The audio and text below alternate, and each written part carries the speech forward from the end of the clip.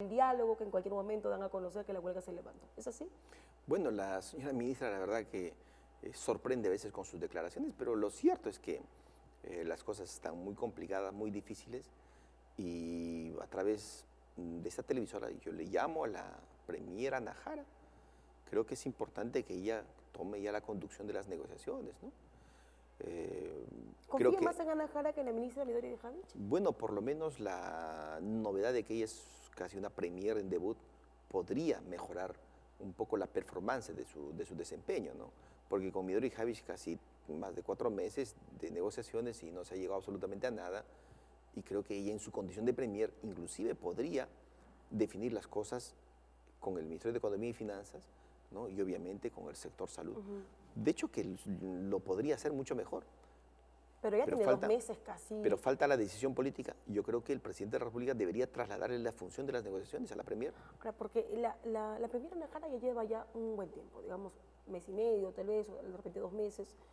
En ese tiempo ya como que pudo haber tomado más participación en esta huelga que arrastra más tiempo. Mire, lo que llama la atención es que prácticamente no tiene el protagonismo de una premier, ¿no? Está encasillada bajo un modelo y en ese escenario es la que se desenvuelve. Pareciera que otro estuviese al mando de los ministros y no la premier. Entonces, ¿Quién cree que es?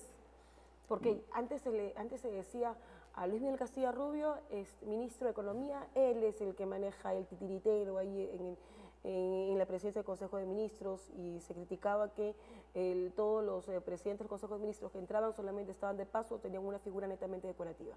Ya no está Luis Miguel Castilla. ¿Quién es entonces? No, parece que de todas maneras sigue siendo el MEF el que dirige el país, porque la premier no tiene ningún margen de maniobra, ¿no? En este caso del sector salud, prácticamente es el MEF es el que dicta las medidas, y sobre eso, inclusive las políticas sanitarias tienen algún tipo de límites en las negociaciones. Le hemos planteado nosotros al Ministerio de Salud, reevaluemos este proceso de la ley del aseguramiento universal en salud. Reevaluemos para ver si realmente está dando los frutos que tenía como objetivo esta ley. ¿Y por qué no está dando los frutos? ¿Por qué? Porque es que lo que ocurre es que este es un proceso que es discriminativo. A los pobres lo tratan como pobres y le dan el seguro integral de salud, que es un seguro pobre. A los empleados le dan el seguro social, que es un seguro en el cual, si bien es cierto, tiene una cobertura integral, pero sin embargo vemos los problemas que tiene. Y para los que tienen dinero, les dan la posibilidad de acceder a un seguro privado. Entonces, esa discriminación no debe existir. Por supuesto, así es. El que tiene dinero, bien, y el que no tiene dinero, pues lo más pobre, ¿no? Ahora, porque sí tiene una serie de problemas, ¿no? Porque yo he escuchado tantas denuncias con respecto al CIS, que cuando se van a atender, obviamente hay gente que tiene muy pocos recursos, que tienen que recurrir todavía a este seguro. A veces salen gastando más porque les envían a comprar cosas que no tienen en lo que no tiene el hospital. Claro, y el CIS es mal pagador, porque los hospitales gastan de su economía y el CIS no les reembolsa completamente. Fíjese, en promedio, lo que reembolsa el CIS es entre 50 y 60% de lo que gastan los hospitales.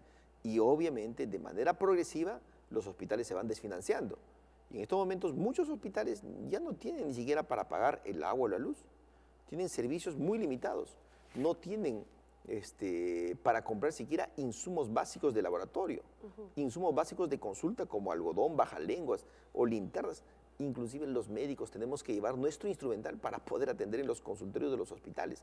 La situación en los hospitales públicos es dramática, y yo creo que esta es una directiva, ¿no?, que aparentemente tuviese una decisión política de colapsar los servicios públicos. Es inconcebible, y lo decíamos frente a la prensa internacional.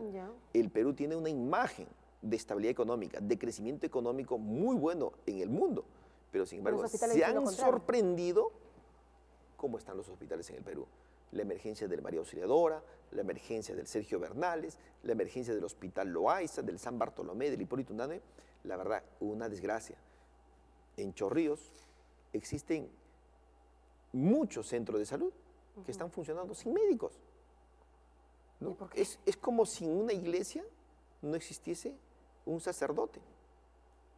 Entonces, ¿quiénes asumen las funciones del profesional médico? No hay médicos, simplemente, y no atienden a los pacientes porque no hay médicos. Y no es por problemas de huelga, sino porque en los últimos meses se han despedido más de 300 trabajadores en Chorrillos. ¿Y por qué esa situación? ¿Por qué ese despido masivo? ¿Por qué? Porque supuestamente el Estado, el MEF, no le asigna el presupuesto a la red correspondiente.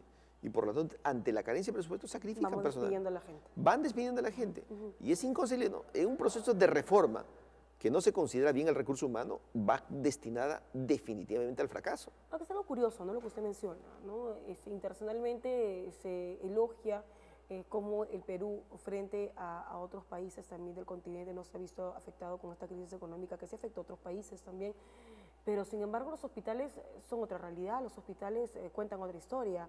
Ya en el 2012 la Contraloría junto con la Defensoría del Pueblo también realizó una investigación a nivel nacional de la situación real de los hospitales y la realidad era dramática.